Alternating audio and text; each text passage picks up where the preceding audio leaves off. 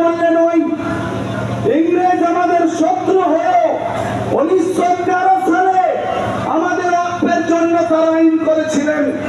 ইংরেজ চলে যায়, কংগ্রেস তখনকার 1954 সালে অকাপে অ্যাক্ট করে 20 জন সদস্য করে সেন্ট্রাল বোর্ডে লেখা আইনে 20 জনাতে 20 জনাই মুসলমান থাকবে এবং তাতে একজন মৌলানা সাহেব থাকবে, ফ্রিডম ফাইটার স্বাধীনতা সংগ্রামী সংগঠন জমিয়তের জ্ঞানী একজন আলেম ওলামা থাকবে।